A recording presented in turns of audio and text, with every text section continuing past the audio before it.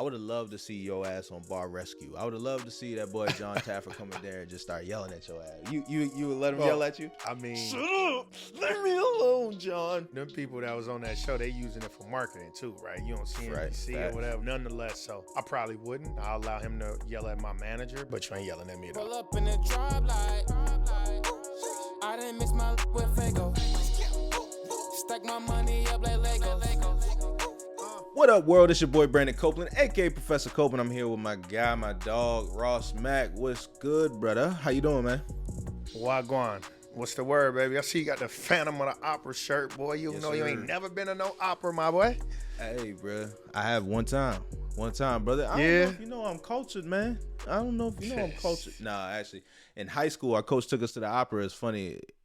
When he came out, he was like, yeah, I'll never do that again. But I wanted y'all to at least experience this. Yeah, That show was hilarious. my closest thing to being at the opera was listening to The Fifth Element, watching the Fifth Element movie. And so when they was at the little opera and Shorty was, you know, the girl that was in all blue, she could sing her butt off, but that's the opera for me, dog. I've been to some plays. For real? But In never New the York- opera. On it's some in New York Broadway town? shit. Yeah, on some The Broadway Broadway. shit. Took moms to some decent little, you know what I'm saying? But never have I been to the opera. But I can sing, you know, in the opera if I wanted to. Figaro. You know what I'm saying? I got that sauce, my boy. That boy got multi-talented, multifaceted, You did. multi-talented. I feel you, brother. All right, man. So I want to kick it off like this. I want to kick the conversation off like this, man. You owned a restaurant and a lounge. I don't know what would you call it? Lounge, club, restaurant. Like it was a bit of everything. Drink house, right? Like tell me how you would describe it, right? Because I don't think you could describe it with one word. Well, you know what I'm saying? legally, it wasn't supposed to be a club. It was supposed to be a restaurant. Okay. Legally. But what it turned into, it felt like a club, a real vibe. So call it a supper club. It would have felt like. Supper club. Say no more. Talk me through what that was like, man. Having your own restaurant, right? Can you talk me through the process? First and foremost, how'd you even get to the point where you're like, yo, this is something that I want to invest in, and this is something that I want to actually, like, not just invest your money there, but you were present as an owner as well too. So like, talk me through, you know, take me from the beginning. Talk me through this. Yeah, so as a person that's been promoting, right, you ask yourself, you know, what come first, the chicken or the egg, right? And that's like, do I got a venue or a restaurant or a club, or do I got a control on the people, right? And so I started out with a control on the people, which was, you know, having the ability, whether it was in Chicago, New York, Philly, DC, you know, shout out to my dog, Jay. We had a company called The Drill, where we threw some of the biggest parties, right? Yacht parties, big parties, a lot of sponsored with liquor brands and doing stuff with, you know, a plethora of people. But for me, it's like, all right, the next step is to, you know, now promote in-house, right? So once you start throwing parties, you understand what it is that people like, and you also understand how to get people in the building. But chances are when you're promoting, you don't get 100% ownership, right? You might collect money at the door. You might get a percentage of the bar, right? Understandably so, because they got staff, they got to pay to keep their lights going and et cetera. So for us, right, me and my partners, all of us had promoting background. Listen up real quick. If you like what you hear, make sure you go share this with a friend. Tell them they can find Money Music Culture on Spotify, Apple Podcasts, or on YouTube. Now, let's get back into the show. So it was lit, right? And but none of us had true, you know, experience when it came to running a business. And what you learn is that once you open up a restaurant, you realize that, you know, food happens to be the loss leader, right? And what ended up happening is, right, you making your money on the spread at the bar for the most part, right? You would get the food to bring them in the door, the music to entertain them, and the liquor to actually make the true profit, right? Sure, you can make profit on certain items, but when you start thinking about the hours and how much kitchen staff you got, because you got the front of the house and the back of the house. Front of the house are, you know, busboys, servers, etc., bartenders, and then you got the back of the house, which are the people that are, you know, the chefs, you know, the line cooks. And it's such a crazy on different game because you start learning everything, bro. And I got thrust into it. Super wet around the ears, bro. Like, super young, super inexperienced. Because my experience was getting people in the door. But then there's the business aspect of it, right? What hours should we be open, right? What's making money for us, right? Okay, which items are people ordering? Do we have too many items on the menu, right? Or better yet, what are the foods that we can have that we can cook several different things with these same dishes? Or what are the ingredients we need, bro? And it's like, once you start realizing that, it's a completely different ball game, because then you start looking at the end of the week like, damn, how did we make money this week or this month or whatever? And it's like, okay, we got to cut this out. We got to do that. Oh, wow, we were open on a Monday and nobody coming in, right? And so after a while, you start looking at the expenses much differently. And I think that you can look at that and say how people kind of need to do that with their own personal expenses, right? Because you look up at the end of the month, you like, God damn, I spent this much money on Ubers, right? Or God damn, I went to the club this much. I bought them girls how many drinks and they still ain't go home with me? You know, shout out to the single guys that can do that. Me and Cope, we are locked in. But they won't let me out. No. But bro, so the restaurant industry is interesting because there is like for us, right? We had a restaurant in a all white area, right? And in Chicago, it's very segregated, right? And you start looking around, it's like, yo, okay, how do we get in the good grace and favor of the community, but still staying true to ourselves, right? We want to play hip hop. We want to have, Southern cuisine. We want to have bottle service, right? Technically, we probably weren't supposed to have bottle service. Who knows, right? But we want to have that lifestyle, right? We really, license-wise, we didn't have a certain license that allowed you to have a DJ, right? Because that's a different establishment than a restaurant, right? It's so money. It's a very different type of ball game. But I will say the restaurant industry taught me a lot. If I was to do it again, I would probably do it a little differently. But I would still look and say, okay, how can maybe you just start out with a club? Because at the end of the day, it's a reason why if we go back to Philly right now, the clubs we knew, the buildings themselves are there, but the names are changed, right? Every 3-4 years, there's a new management team coming in, largely because the industry itself, it's very cyclical, right? Sometimes you got the juice, next time you don't. Or sometimes, you got elements where the community's trying to shut you down. Other times you don't. And so for us, the restaurant industry was dope. We had arguably the greatest brunch. But then it's like, okay, what days should we be open? For us, the thing that ultimately got us, having to exit the business was just from political standpoint. You know what I'm saying? Like, they came in like, yo, these young brothers, they getting too much money. It was really more so like bringing, a certain element to this white area that they weren't, they weren't too fond of. So, so I say that to say, so if I was to start it over, right, I would take the political aspect first. I would sit down with the alderman. I would get complete buy-in from the alderman as well as the police chief of that district before I go in, right? And I got real heavy and deep into politics for a second because you understand how you really need, because this shit is a mob, bro. This shit is really, especially Chicago, right? This is a political capital, right? You still got, mafia type shit, right? And so you start looking at it and you got, people that are elected, right? So aldermen, et cetera. So if they elected by the people, if the people, right, their community, their constituents don't like a certain business, we got to get them out of there. And so, when you got pushback from that standpoint, but what I will say at the time when we opened it, I'm probably 26. I felt like Ghost, literally. I walk in the club in a suit, bitch, I am Ghost. Right. You know what I mean? Ghost from Power, if y'all don't know what we talking about. But man, I was in there, Mr. St. Patrick, folk. Mm-hmm. My wife, she hated when I said that because in the movie he cheated on his wife and all that old goof ass shit. I'm shorty. We are talking about the businessman. We ain't talking about the husband aspect. She used to try to rain on my parade when I walk in that bitch. Talk about I'm Ghost. I had a song, bro. I had I had a song I made about the club. Yeah, bro, that shit was lit. We'll walk in, they playing my song. Bro, it was so lit. I was shooting music videos in there. We would literally have every person you could think in there, bro. Like, politician, we had Jesse Jackson in there. We'll have all the Bulls, all the Bears.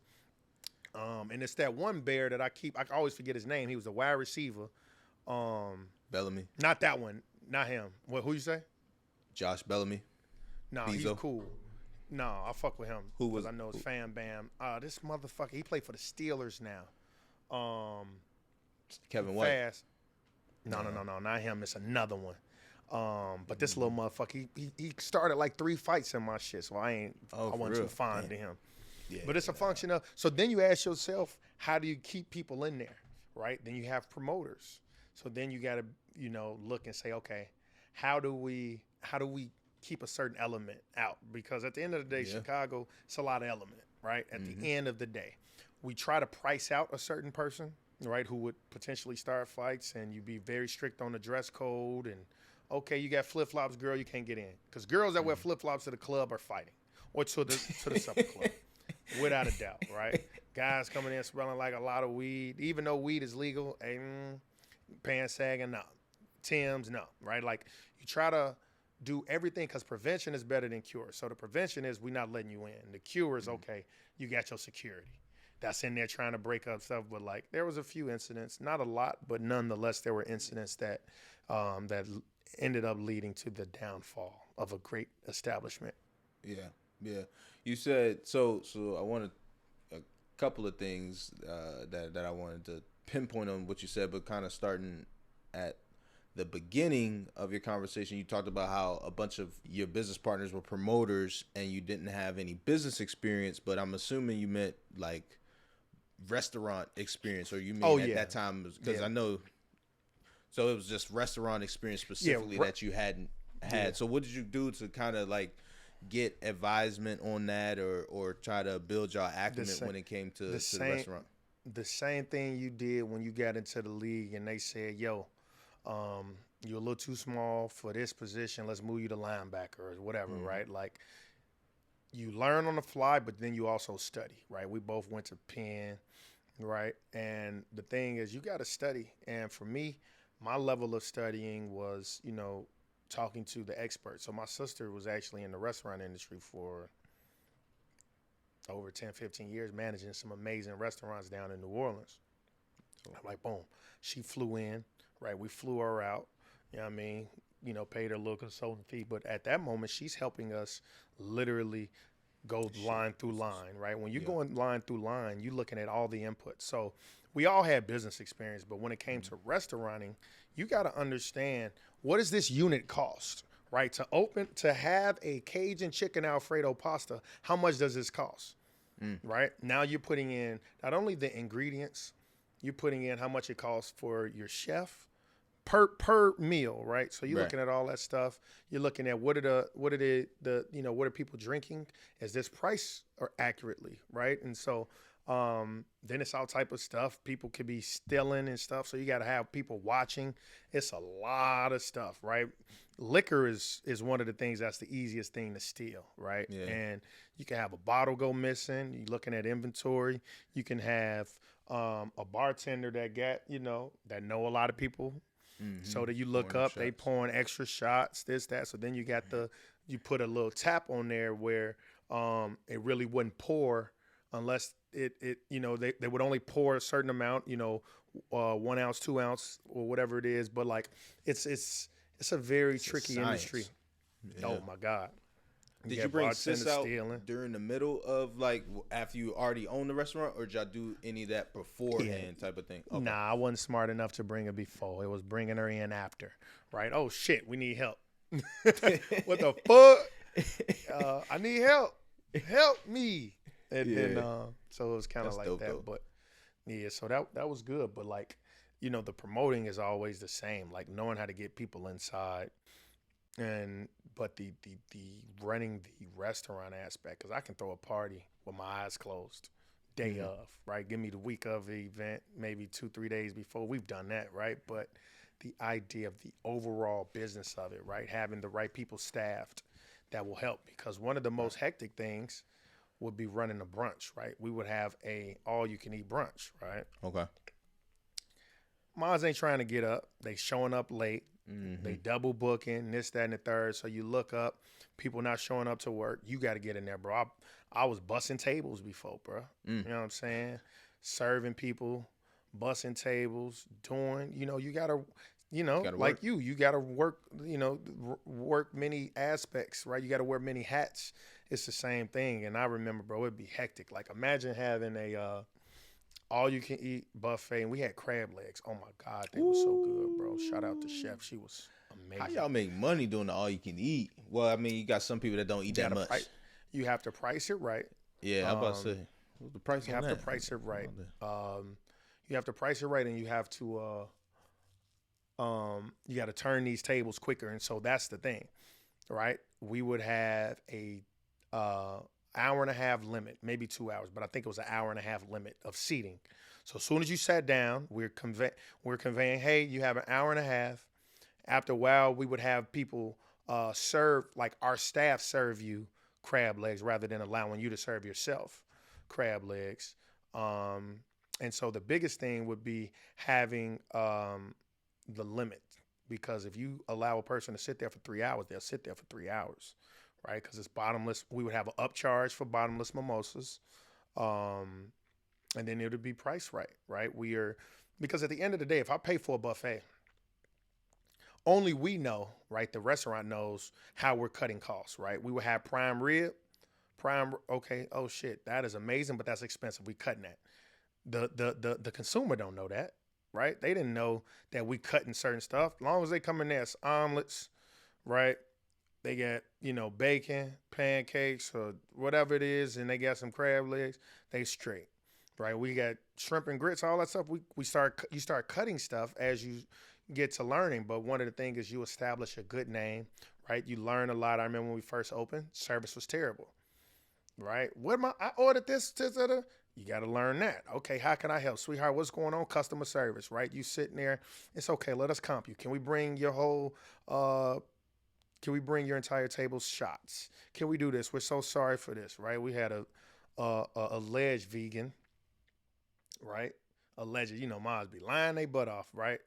But, customer service is real. So, I'm a vegan. I haven't eaten meat in 5 years, and I ordered a Beyond Meat burger, but instead this is a real burger. This is meat. Oh, my God, I'm sick to my stomach. Oh, my God, bro. How the hell, behind closed doors, man, how the hell? Oh, man, shorty lying, bro. She ain't, and then it's, man, we are so sorry. Right? Like the way you trying to, bro, like customer service a motherfucker, right? Like, So I got a different level of respect for him, you know what I mean? And luckily it's because my sister was in the restaurant industry, and she would get mad at us if we didn't leave at least a 20% tip, right? Like that's her. Mm-hmm. People that are in the service industry, they understand, because servers don't make money outside of the tips, right? Mm-hmm. For real, they got a very small, salary. It might be $1 or $2, $3 or something an hour. I actually forget what it was. Some it might not be, because you might not have a salary. It might be $1 an hour because you're making tips though. But if you look at it, they're making more money off tips than they salary. Think about it. Like if suppose I buy something, I got $100 and it's 20% tip. That's $20. But I got 5 tables, 6 tables. That right there, if I turn that table in an hour, you know what I'm saying? That's over $100. But mind you, I may have only been making $15 an hour. So you definitely make more money, And so the people that live off tips, it's a system though, because then as you are a person that's a server, you want to tip out the people that help you get to where you're at, AKA the barbacks and the busboys. Barbacks are the people that are behind the bar, making sure you straight, right? Making sure they're, getting you the liquor you ran out of, washing the dishes for you. And the bus boys, we know that they busting the tables down, helping you get in a position to make more money by having a cleared off table. Yeah. So, bro, this is dope, because I'm sitting here learning a bunch of shit from Ross St. Patrick over here. I got a bunch of questions, because I'm interested in this, and I'm mad that I would have loved to see your ass on Bar Rescue. I would have loved to see that boy John Taffer come in there and just start yelling at your ass. You would let him yell at you, or you would have? I mean, shut up, leave me alone, John. I mean, you got them people that was on that show. They using it for marketing too, right? You on CNBC or whatever. So you know what I'm saying? Yeah, it's smart. That's what channel was on, right? CNBC. Or am I thinking? I don't even know. No, it's not CNBC. That's the Profit. Yeah, okay. It's not FX or nothing. It might be like A. It don't matter, but nonetheless, so I probably wouldn't. I'll allow him to yell at my manager, but you ain't yelling at me at all. Yeah, facts. All right, so few things, man. You know, my mind goes in a rabbit hole. One, we got to talk about, because you just touched on it, tips. So for me, I want to make this clear, right? I agree, and I 100% wholeheartedly agree with tipping, right? I am known to do I will bless people too. So I'm known to literally be down there. Ladies I don't and gentlemen, postage or Cope nothing is like that. the cheapest person we know, by the way. Let's just put that out there. I am one of the cheapest people you know, but I also am a big believer in, like, if you put it out in the world, it's going to come back to you tenfold. God gave it to me to put it out in the world. So there's some times where we get really good service or whatever, and, you know, wifey and I be out like, you know, I'm bless it, right? It might be literally, but don't let it be a female. Don't let it be a female servant. No, we wifey do that. Look at you. Oh, why you giving her so much money? No. I just did that. That is a 40% tip, Cope. You know her? She don't be blacking on you, folks. Nah. You got to make sure you pick and choose your battles. Now, if the waitress is bad, you might have to be like, nah, that shit was 20%. Babe, what did you think of the service? You lead. Right. I mean, you let me know the tip we should leave. Yeah, you let us know here, babe. You signed it for me. But nah. So I want to make sure I make this point. I will bless people, but when I bless people, it's I don't want you to know, like, it's me leaving it and we walking out. It's not me taking a picture of it and posting it and all that type of stuff. It's like, okay, it might be a real blessing type of thing, but we gone type of thing. Now, with this being said, I 100% wholeheartedly disagree in tipping being the main way for people to make their income. Reason being, and I know that it works different in different industries. I'm gonna give you my experience with it. So in the NFL, right, and it's a little different. In the NFL, we got people who are equipment managers, our training staff, the chefs, the cafeteria workers, the janitorial, the custodial staff, right? So every year it's kind of like commonplace, like around Christmas, there'll be bonuses, and guys will put money into a pot, and that money will be distributed, split up amongst the folks that help make everything go. Like you just said, like the servers, it's like it doesn't happen without the people busting the tables and everything like that. How much you putting in the pot, Colt? No, this is the thing. So for us, we got to do, like, if you active, it's like different teams do different stuff. So when I came in the league, how much you putting in the pot, and how much the $40 billion dude do? No, everybody do the same. Well, sometimes bullshit. You never know. That's what I'm saying, bro. It's no way I'm a rookie on a rookie contract, and you telling me it's Patrick active or Mahomes, practice squad, bro. Well, so guys like that, they might do more. You know what I'm saying? Like, they might do more, but you never know. Should pay 10 times the amount as a rookie, if not more. Well, this is my argument. I don't think Patrick Mahomes should have to pay a damn thing. My rookie year, this was more of like like, yo, do this if you want to type of thing, right? Then it kind of transitioned to coaches and the people around the building, like, yeah, like, all practice squad, y'all got to do 100 or 200, 250. Active, you got to do 500. Now it's grown to like active 1,000, practice squad 500. I'm like, bro, 1,000? I ain't even give my mom no gift for no fucking 1,000. Like, rookie year, like, what you talking about? You know what I'm saying? Like, what we doing here, right? Mm-hmm. Now, mind you, the reason that I have an issue with it is because it's not about it's not necessarily about the money, right? It's more about the principle. It's the fact that you as an organization, multi-billion-dollar organization, are now encouraging your employees, who we are paid, and some of us are paid very well, right? Most of us, I would say, paid very well, but practice squad, you average salary, right? Ethan, let me know what the average salary for a practice squad player is this year, or the minimum salary for practice squad players are now, right? When I was in the league, it was 112. My rookie year, it was 112 grand, right? But now you asking me to put 500 towards this, where it's like that's not including taxes and all of that type of stuff.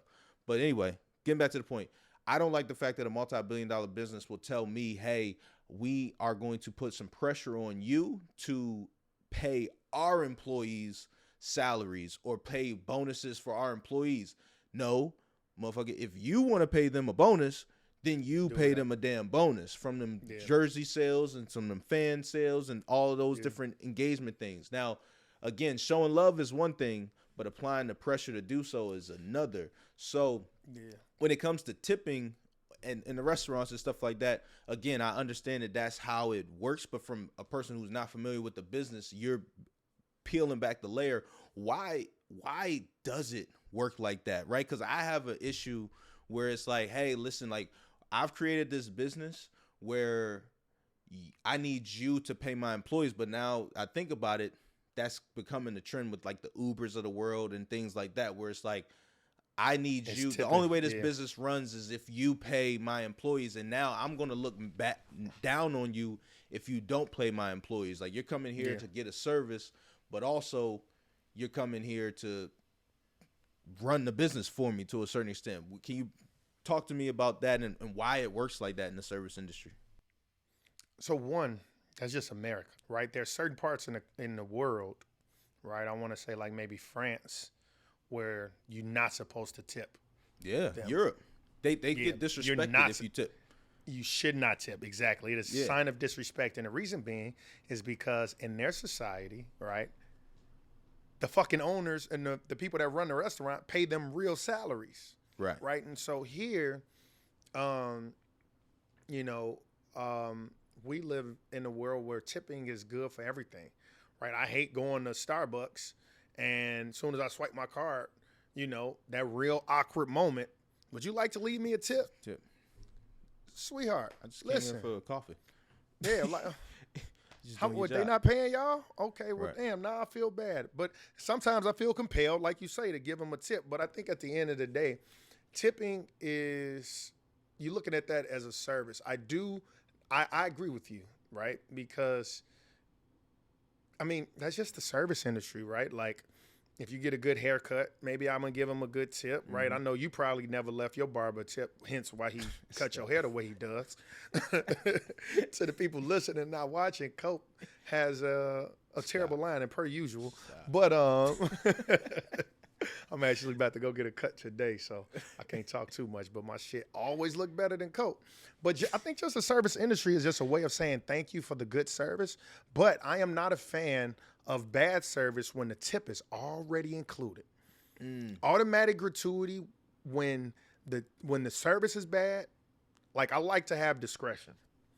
Right. I get that old party of 6 or more, tip is in. I get that. Okay. But if you telling me and my wife is out and you got terrible service, I asked you to refill our water 20 times, got a bad attitude, this, that, and the third, I don't like you being able to automatically give me gratuity of this and then don't let it be some random COVID fee.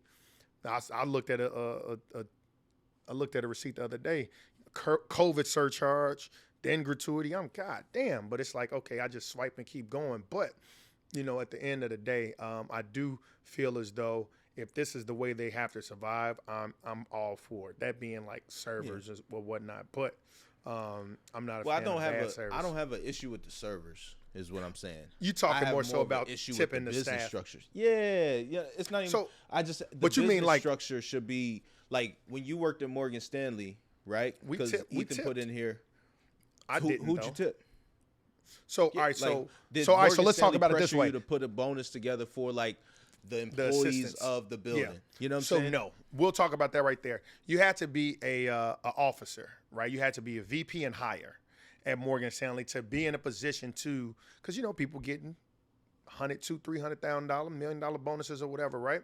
Maybe more depending on what desk, right? But if that's the case and you have your assistant who helps you book your appointments, helps you, be in a position to make that money, then it's okay to tip them, right? So if you're a football player and your equipment manager, making sure, coat, got his jersey clean, it's this, that, your food on time, right? But I look at it this way. If I'm an analyst, I'm fresh out of college, I'm making good money, but not nearly the amount of money that a VP or executive director or managing director on my desk is making, right? Then people making 5 times what I'm making, if not more, right? 3 to 5 times, then I'm not in the same position to tip them as much. Or better yet, I shouldn't even have to tip, which we never have. Now, you in your instance, right, if I'm a rookie and I'm on a practice squad, bro, I'm not tipping nothing. I'm still trying to survive. My career is 3 years. Week to week. Yeah. Yeah, you could cut me tomorrow. I'm not tipping a thing, right? And that sucks that's the culture. But like in the corporate world, you had to be of a certain caliber to be kind of, and I don't even know if it was required. But, yeah. Yeah, but that's also them. It sounds like them showing love. Like, yeah, you done looked out for me, so I can show love. Like, that makes sense to me, right? Like, yo, we got, like, with the Falcons, we got this equipment manager named Kenny.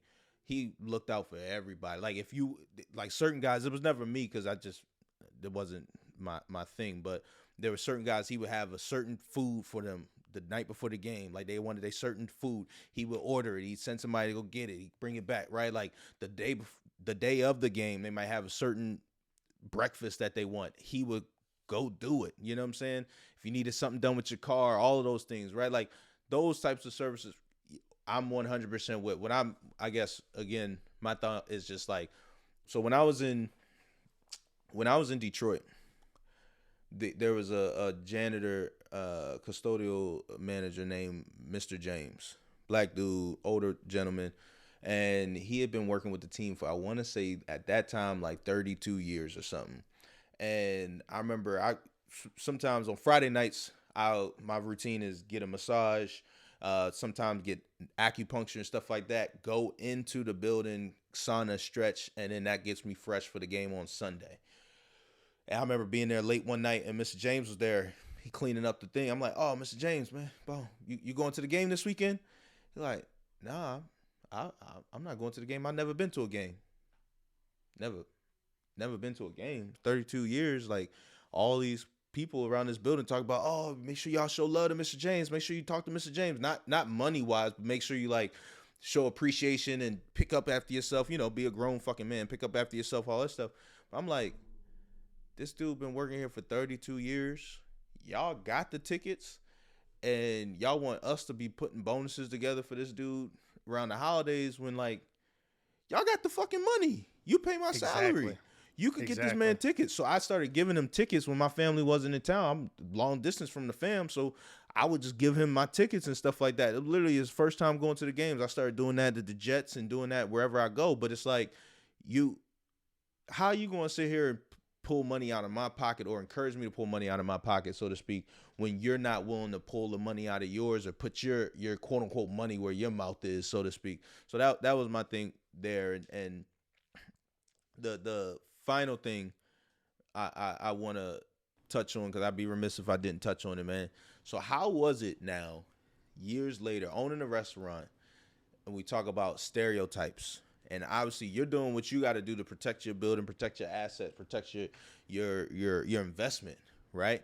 But I'm curious to know how it felt to be on the other side of that rope, so to speak, now, right? Because I'm sure there were times where you showed up to parties and it was like, damn, they hit me with the bullshit dress code, blah blah blah, or they hit me with this, right? So like, let's dive into like, what are some of the things that you were like, nah, bro, like this is a correlation. It's a correlation between the Nike boots and the ass whoopings on that night, the fights that night. Bro. You know what I'm saying? Let me know what that was. So like, there's no, easy way to put this, right? Like we all know,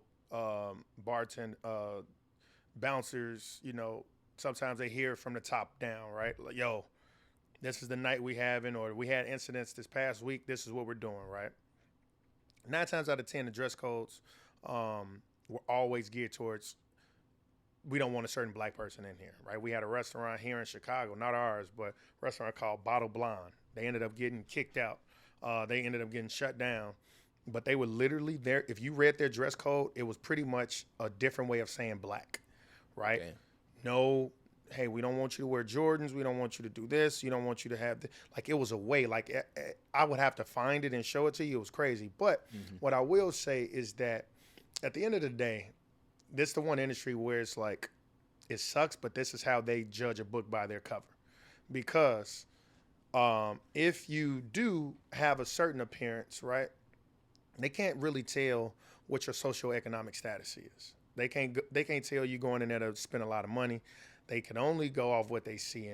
And you know, the correlation in certain clubs, it can be high to say this might be a person that's more apt to fight. But at the end of the day, I'm not a fan of it. I just much rather, you know, everybody not being overserved, right? Getting people too drunk and getting, you know, and then it's the reason why, you know, clubs let in women before the men, right? Because that just makes it look better. But at the end of the day, it sucks, but it's real. Like, I understand why a person like, oh yeah, we're not letting her in. She got on this. Or we ain't letting him in. And I get it. And it's another thing, we're not letting this person in. They're already drunk. Yeah. An already drunk person could cause a fight on accident because they so drunk they bump into a guy or they accidentally touch a guy's girl. He got to defend her honor. He got to beat him up. So it's not so much this guy going to get drunk and start the fight. He going to get drunk and get beat up. We can't let him in. I went out with my wife the other day, and it was so funny because, one, I don't pay lines. So, you know, I walked up to the, hey, man, how can, what it costs for me to skip this line, right? You know, Big it time. remind me, you know what I'm Big saying? rocks. And so I'm not standing in that line, bro. But I looked at the line, but I'm like on the side of the rope, and he was like, hey, we already told you, guy, you can't get in. He said, what do you mean? Like, he blackout. And his other buddy was like, come on, man, let's go. They both blackout. But it was a big weekend, you know. Hold on, this is somebody else trying to get in? You talking about? While Yeah, you somebody else trying to get in, gotcha. right? This is just, you know, recently, this past weekend. Yeah. And it was funny because they wouldn't let the guy in, but I could tell why. Just, I looked at, oh, he's drunk. That's why they're not letting in. It wasn't a dress code because we're in a white area, right? You know, more white people in this club than black people. And, you know, but I go out with wifey. She bad. They going to let us in regardless. So I'll just pay to skip the line, though. Say no more. Say no more. My final thing, as we come to a close, what are the things that we can do as patrons of a restaurant to be more mindful of how to help keep the business flowing in the business, like the restaurants we love, right? Like, what are the things we can do to be more mindful? Like you mentioned earlier, don't be sitting your ass down there for 3 hours thinking like you own this fucking spot, right? Tipping. Like, is there any other things that you've learned that we can all be mindful of when we go into those establishments that we love? Yeah, I mean, at the end of the day, restaurants create jobs, right? There's like, I don't know, there's a shit ton of restaurants in the world, right? Which employ a lot of people. So if you look at some of the restaurants before 2020 versus now, you'll see a lot of your favorite restaurants may have went out of business. So you understand, like, at the end of the day, it's a business that is employing certain people in your community. So at times, if you have the ability to dine out with them, that you're obviously helping them keep their lights on, helping feed families. But I think, you know, the other thing is, you know, sometimes, you know, like I expect good quality, but understand there are certain things that are out of your server's control, right? So, because you got a server getting penalized because the kitchen backed up. Right. What I mean by that is, man, it take my food so long, I ain't tipping you. Hey, I'm giving you good service, but you know, at that on top, you want your server to communicate to you, hey, you know, just checking in, the food should be out in a moment, right? They come in and say that a few times. But that's it, right? You want to, right? Like we already talked about it, you know, tipping, you know, that's that. Definitely don't sit down too long. They got to turn those tables quicker. That's how they make the most money. Any but just all you can eat buffet tips for the husky people like myself? I mean, when it's all you can eat though, it's that's what it's telling you. It's all you can eat. Do you get upset if you see a half-eaten plate with an all-you-can-eat buffet tab, or it's all priced in? It's so much waste in the industry, because you get what you end up learning is that the cooks themselves cook extra food so they themselves can take it home, right? But I'll say one of the most humbling things that I learned is that many of my staff were working, you know, paycheck to paycheck, and that was very humbling because before I opened the restaurant, all I was doing was working on Wall Street. So there was an article that came out not too long ago. They were saying, you know, 50% of the people that make over $250,000 feel as though they live paycheck to paycheck. And I'm like, that's bullshit, right? But that's because they don't know what the fuck they doing. But like, it's really humbling to see, you know, staff, you know, like, man, I need money to get home on the bus. I've given people money to get home on a bus. You know what I'm saying? So it's a different lifestyle. But, that's why financial literacy crazy, right? Because it's like, yo, you really need to have a emergency fund. A person living paycheck to paycheck, they got to forego a lot of stuff to ensure that they got that, emergency fund. Say no more, man. Well, I appreciate you taking us deeper into the restaurant industry and the business as a whole. That's dope, man. And shout out to you for sharing your experiences there, and I'm looking forward to the next time you open up a restaurant. I'm looking forward to it, because I think you still got that itch, you still got that bug. Like you said, maybe you go for a club this time, but either way, next time I can dine at Max House of Blues or something like that. Let me know, bruh. Max Boom Boom Room. The upper room. But yeah, man, another episode of Money Music Culture, man. Again, we talk about anything. We talk about everything. And the most beautiful thing I was thinking about the other day is a lot of the shit we sharing is our own fucking experiences, right? Like, that's the dopest thing in the world is vulnerability and sharing your own experiences, but it's also power and strength, and it's probably one of the best degrees you can ever get. I think I watched a Kobe Bryant video earlier today, and he talked about when you think about failure, what does that do to you? He was like, it excites me because it shows me how much more I got to learn and where I can grow and what I can do and how I can change my process. And so Money Music Culture, we're going to keep bringing you heat. We're going to keep sharing, and we also want y'all to share with us. So make sure you share this with your cousin, your auntie. Yes, sir. That little neighbor that always is snotty nose like Roscoe off of Martin and just trying to take your food and come up in your house, and that person that come up in your fridge without asking, without washing their damn hands. Make sure you share this with everybody, man. Money Music Culture. We will see you next week. Let's get it.